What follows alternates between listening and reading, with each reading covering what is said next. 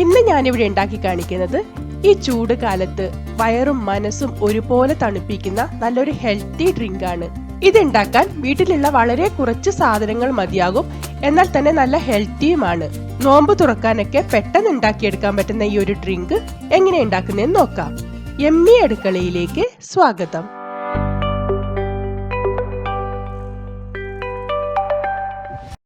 ഇതിനു വേണ്ടി ഞാനിവിടെ 15 ബദാം വെള്ളത്തിൽ കുതിർത്ത് വെച്ചിട്ടുണ്ട്.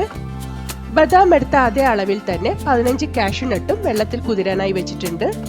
നമ്മൾ ഈ ഡ്രിങ്കിലേക്ക് മധുരത്തിനായി ഈന്തപ്പഴമാണ് ചേർക്കുന്നത്.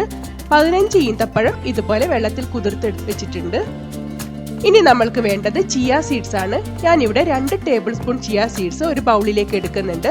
ഇതിലേക്ക് ആവശ്യത്തിന് വെള്ളം ഒഴിച്ച് നമ്മൾക്ക് കുതിരാനായി വയ്ക്കാം. ഇനി നമ്മൾക്ക് കുതിരാൻ വെച്ചിരുന്ന ഡ്രൈ ഫ്രൂട്ട്സ് എല്ലാം ഒന്ന് അരച്ചെടുക്കണം. അതിനുവേണ്ടി ഒരു മിക്സി ജാറിലേക്ക് നമ്മൾക്ക് ആദ്യം കാഷ്യൂനട്ട് ഇട്ട് കൊടുക്കാം. അതേപോലെ തന്നെ ബദാമിന്റെ തോലൊക്കെ കളഞ്ഞ് നമ്മൾക്ക് ഇതിലേക്ക് ചേർത്ത് കൊടുക്കാം. ഇനി നമ്മൾ കുതിരാൻ വെച്ചിരുന്ന ഈന്തപ്പഴം കൂടെ ചേർത്തതിന് ശേഷം ഇത് അരയാൻ ആവശ്യമായിട്ടുള്ള പാല് കൂടെ ഒഴിച്ചു കൊടുത്ത് നമ്മൾക്കിത് നന്നായി ഒന്ന് അരച്ചു കൊണ്ടുവരാം. ഡ്രൈ ഫ്രൂട്ട്സ് ഒക്കെ പാല് ചേർത്ത് നന്നായി അരച്ചു കൊണ്ടുവന്നിട്ടുണ്ട്. ഇത് ഞാൻ ഇനി ഒരു ബൗളിലേക്ക് മാറ്റി കൊടുക്കുന്നുണ്ട്. ഇനി ഒരു ബൗളിലേക്ക് ഞാൻ 1.5 ടേബിൾ സ്പൂൺ കസ്റ്റാർഡ് പൗഡർ എടുക്കുന്നുണ്ട്.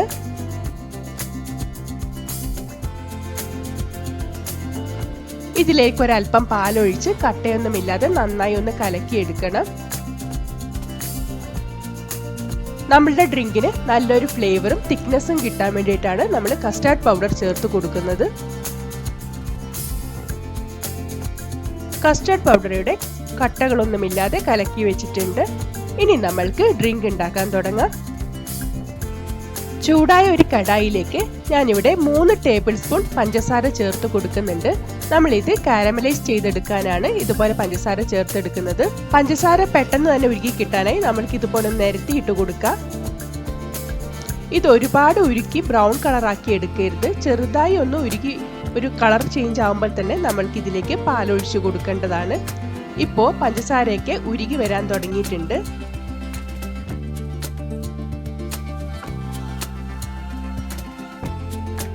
ഈ ഒരു കളർ മതിയാവും. ഒരുപാട് ബ്രൗൺ ആയി കഴിഞ്ഞാൽ നമ്മളുടെ ഡ്രിങ്കിന്റെ ഫ്ലേവർ തന്നെ മാറിപ്പോവും.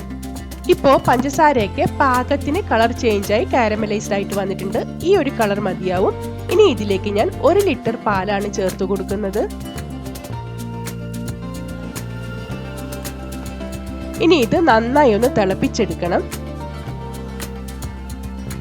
ഇപ്പോ പാല് നന്നായി തിളച്ചു വന്നിട്ടുണ്ട്.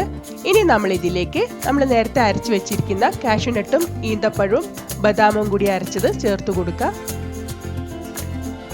ഇനി ഇതെല്ലാം കൂടി ഈ പാലിലേക്ക് നന്നായി ഒന്ന് മിക്സ് ചെയ്തതിന് ശേഷം നല്ല ഒരു തിള വരുന്നത് വരെ നമ്മൾക്ക് ഇതുപോലെ ഒന്ന് ഇളക്കി കൊടുത്ത് വേവിച്ചെടുക്കാം.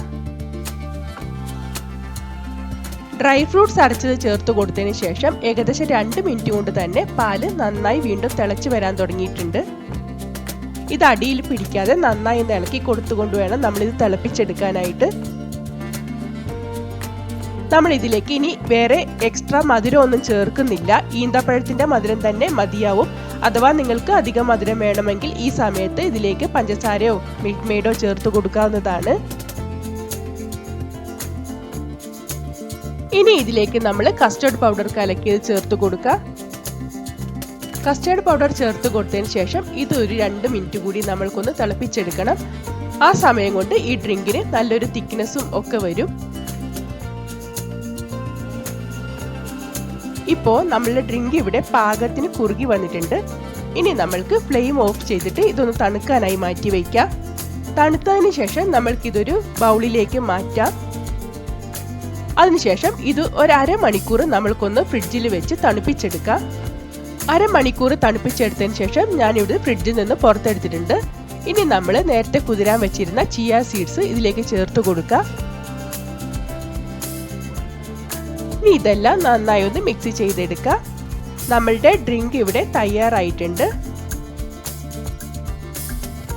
ഇനി ഇതിലേക്ക് കുറച്ചുകൂടി ഒരു തണുപ്പിന് വേണ്ടി നമ്മൾക്ക് കുറച്ച് ഐസ് ക്യൂബ്സ് കൂടി ഇട്ട് കൊടുക്കാം. അത് നിങ്ങൾക്ക് ആവശ്യമുണ്ടെങ്കിൽ ഇട്ട് കൊടുത്താൽ മതിയാവും. ഇല്ലെങ്കിൽ ഫ്രിഡ്ജിൽ വെച്ചിട്ടുള്ള ഈ തണുപ്പ് തന്നെ മതിയാവും.